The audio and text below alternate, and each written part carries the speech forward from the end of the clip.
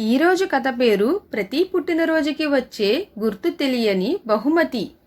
విజయవాడలో నివసించే ఆదిత్య అనే యువకుడికి చిన్నప్పటి నుంచి ఒక విచిత్రమైన విషయం ఎదురవుతుండేది.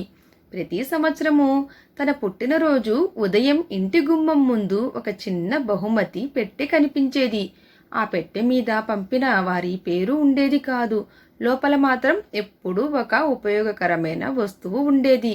ఒకసారి పెన్సిల్ బాక్సు, మరోసారి గడియారం, ఇంకోసారి పుస్తకం, మరోసారి ఒక చిన్న ఆటబొమ్మ. ఆదిత్య ఎంత ప్రయత్నించినా ఆ బహుమతి ఎవరి పంపిస్తున్నారో తెలుసుకోలేకపోయాడు. మొదట్లో అతని తల్లి సుమిత్ర అది తన మేనమామ పంపిస్తున్నాడేమో అనుకుంది. మేనమామను అడిగితే ఆయన కాదు అన్నాడు. తండ్రి స్నేహితులను అడిగారు, వాళ్ళు కాదన్నారు. కొంతకాలానికి అందరూ ఆ విషయం మర్చిపోయారు. కానీ ఆదిత్య మాత్రం ప్రతి పుట్టినరోజుకి ఆ బహుమతి కోసం ఎదురు చూడటం అలవాటు చేసుకున్నాడు. కాలం గడిచింది. ఆదిత్య డిగ్రీ పూర్తి చేసి ఒక సాఫ్ట్వేర్ కంపెనీలో ఉద్యోగం సంపాదించాడు. జీవితంలో బిజీ పెరిగింది. కానీ ప్రతి పుట్టినరోజు ఉదయం మాత్రము గుమ్మం దగ్గరికి వెళ్ళి చూడటం మానలేదు. ఆశ్చర్యంగా ఇప్పటికీ ఆ బహుమతి వస్తూనే ఉంది. ఈసారి మాత్రము చిన్న చిన్న బహుమతుల బదులు జీవితానికి ఉపయోగపడే వస్తువులు రావడం మొదలైంది. ఒకసారి ఆత్మవిశ్వాసం గురించి పుస్తకము, ఇంకోసారి అందమైన డైరీ, మరోసారి ఒక పెన్ను. 25వ పుట్టినరోజున వచ్చిన బహుమతి అతనిని మరింత ఆశ్చర్యపరిచింది. పెట్టెలో ఒక పాత ఫోటో ఉంది. ఆ ఫోటోలో చిన్న పిల్లవాడైన ఆదిత్య ఒక వ్యక్తి భుజాలపై కూర్చుని నవ్వుతున్నాడు. కానీ ఆ వ్యక్తి ముఖం సగం కత్తిరించబడి ఉంది. వెనుక వైపు ఒక చిన్న వాక్యం మాత్రమే ఉంది. ఒకరోజు నిజం నీకు తెలుస్తుంది. ఆ మాట చదివిన తర్వాత ఆదిత్య మనసులో ఎన్నో ప్రశ్నలు మొదలయ్యాయి. ఆ వ్యక్తి ఎవరు? ఎందుకు ముఖం కనిపించడం లేదు? ఎందుకు ప్రతి సంవత్సరం బహుమతులు పంపిస్తున్నారు? ఆ విషయం గురించి తల్లిని అడిగాడు. సుమిత్ర కాసేపు మౌనంగా ఉండి, నాకు తెలియదు బాబు అని చెప్పింది. కానీ ఆమె కళ్ళలో కనిపించిన ఆందోళన ఆదిత్యకు ఏదో రహస్యం దాగి ఉందనే భావన కలిగించింది.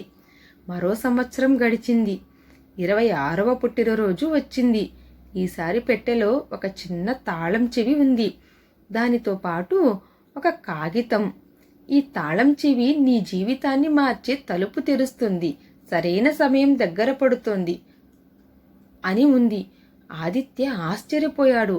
ఆ తాళం చెవి ఏ తలుపుదో అర్థం కాలేదు. ఎన్నో రోజులు ఆలోచించాడు. సమాధానం దొరకలేదు. ఇంకో సంవత్సరం తర్వాత అతని పుట్టినరోజు వచ్చింది. ఈసారి పెట్టెలో ఒక చిరునామా ఉంది. నగరానికి దూరంగా ఉన్న ఒక చిన్న గ్రామం పేరు. కింద ఒక వాక్యం, ఇక్కడికి రా, నీ ప్రశ్నలకు సమాధానం దొరుకుతుంది. ఆదిత్య ఆ చిరునామాకు వెళ్ళాలని నిర్ణయించుకున్నాడు. గ్రామానికి చేరుకున్న తర్వాత అక్కడి ప్రజలను అడిగాడు. వాళ్ళు అతన్ని ఒక పాత ఇంటి దగ్గరకు తీసుకెళ్లారు. ఆ ఇంట్లో వృద్ధుడైన రామచంద్రయ్య అనే ఒక వ్యక్తి ఉండేవాడు. ఆదిత్యని చూడగానే ఆ వృద్ధుడి కళ్ళల్లో నీళ్లు తిరిగాయి. నువ్వు ఆదిత్య కదా అని అడిగాడు. అవును, కానీ మీకు నా గురించి ఎలా తెలుసు అన్నాడు ఆదిత్య. వృద్ధుడు నెమ్మదిగా కూర్చోబెట్టి ఒక నిజం చెప్పాడు. 20 ఏళ్ల క్రితం ఆదిత్య తండ్రి ఒక ప్రమాదంలో మరణించాడు. మరణానికి ముందు తన అత్యంత సన్నిహిత మిత్రుడైన రామచంద్రయ్యను పిలిచి ఒక మాట చెప్పాడట. నా కొడుకు పెద్దయ్యే వరకు అతని జీవితంలో నేను లేకపోయినా నా ప్రేమ ఉండాలి. ప్రతి పుట్టినరోజుకి ఒక బహుమతి పంపు, కానీ నీ పేరు చెప్పకు అని. ఆ మాట విన్న ఆదిత్య కళ్ళలో కన్నీళ్లు ఉబికాయి. రామచంద్రయ్య అల్మారాలో నుంచి ఒక పాత పెట్టె తీసుకొచ్చాడు. అందులో ఆదిత్య తండ్రి చేతిరాతలో రాసిన ఎన్నో నోట్లు ఉన్నాయి.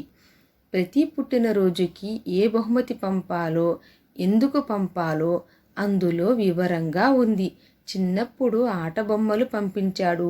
చదువుకునే వయసులో పుస్తకాలు పంపించాడు. ఉద్యోగం వచ్చినప్పుడు డైరీ పంపించాడు. జీవితాన్ని అర్థం చేసుకునే వయసులో ఫోటో పంపించాడు. చివరిగా ఒక లేఖ ఉంది. నా బంగారు కొడుకా, నేను నీతో ఉండలేకపోయాను. కానీ ప్రతి పుట్టినరోజు నిన్ను గుర్తు చేసుకున్నాను. నువ్వు మంచి మనిషిగా ఎదగాలని మాత్రమే కోరుకున్నాను.